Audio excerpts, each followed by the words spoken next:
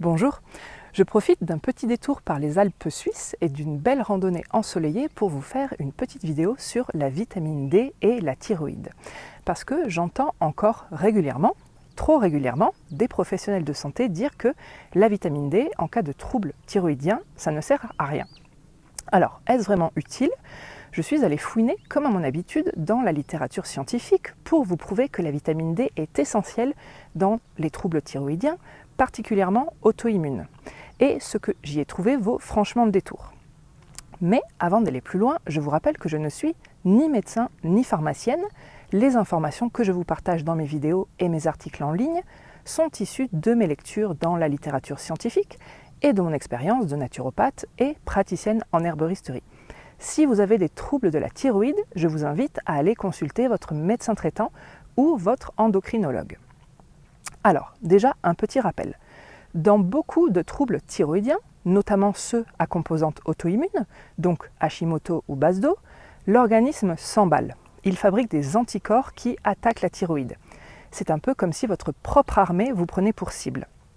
Et la vitamine D, dans tout ça, eh bien, elle agit comme un véritable régulateur du système immunitaire. C'est ce qu'on appelle un immunomodulateur. Elle calme le jeu, régule les défenses, aide à éviter les dérives auto-immunes. Plusieurs études sérieuses, que vous retrouvez en référence dans mon article sur mon site internet, montrent que la vitamine D contribue à faire baisser les fameux anticorps anti-TPO, donc anti-thyroperoxydase, ou anti-TG, anti-thyroglobuline, même chez des personnes qui n'étaient pas carencées au départ. C'est pas simplement combler un manque, c'est rééquilibrer un système. Et ce n'est pas tout. La vitamine D semble aussi influencer directement la fonction thyroïdienne. Certaines études rapportent une baisse de la TSH, donc moins de signal d'alarme envoyé au cerveau, et même une petite augmentation des hormones thyroïdiennes, la T3 et la T4. En gros, c'est comme si la vitamine D aidait le chef d'orchestre à mieux diriger l'orchestre thyroïdien. Alors non, ici on ne parle pas de miracle ou de remplacement du traitement, mais d'un soutien non négligeable qui pourrait même, dans certains cas, ralentir la progression vers une hypothyroïdie franche. Entrons maintenant un peu dans la mécanique, promis je vais vulgariser. La vitamine D se fixe sur des récepteurs spécifiques qu'on retrouve dans tout le corps, y compris sur les cellules du système immunitaire. Quand elle se fixe, elle agit comme un chef de chantier qui active ou désactive des gènes liés à l'inflammation ou à la réponse immunitaire. Sur l'immunité innée, c'est-à-dire notre première ligne de défense, la vitamine D, elle va renforcer les macrophages, ces cellules patrouilles qui éliminent les intrus, stimuler la production de peptides antimicrobiens et surtout, elle calme l'inflammation en augmentant les cytokines apaisantes et en diminuant les cytokines inflammatoires. Sur l'immunité adaptative, c'est-à-dire celle qui apprend, qui se souvient et qui parfois déraille.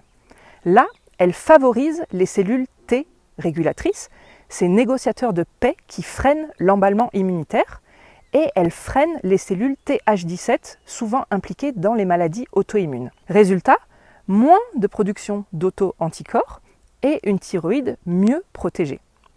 Globalement, en termes de résultats concrets, d'un point de vue très pratique et pragmatique, voici ce que j'ai trouvé en fouillant dans les publications. Petit 1, les patients qui prennent de la vitamine D voient souvent une baisse de leur anticorps anti-thyroperoxydase. Deuxièmement, une cure de plus de 12 semaines donne de meilleurs résultats, donc sur le long terme. Troisièmement, la forme active de la vitamine D, le calcitriol, semble plus efficace dans certaines études, mais la D3 reste la plus utilisée. Et quatrièmement, même sans carence, on observe parfois un effet bénéfique. Alors bien sûr, certaines études sont contradictoires, c'est la science et c'est normal. Mais la tendance globale est claire, la vitamine D soutient la thyroïde, surtout dans les maladies auto-immunes. Et autre bonne nouvelle, la vitamine D, elle est sûre, bien tolérée, peu coûteuse et facile à intégrer dans une routine. On la trouve en complément alimentaire, souvent en D3, sous forme huileuse ou en gouttes. Le dosage dépend de votre statut initial.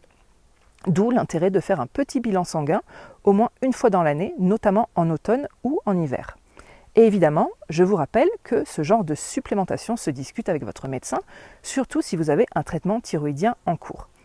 Si vous voulez aller plus loin Je vous ai préparé un PDF gratuit sur les troubles thyroïdiens à télécharger, le lien est en description.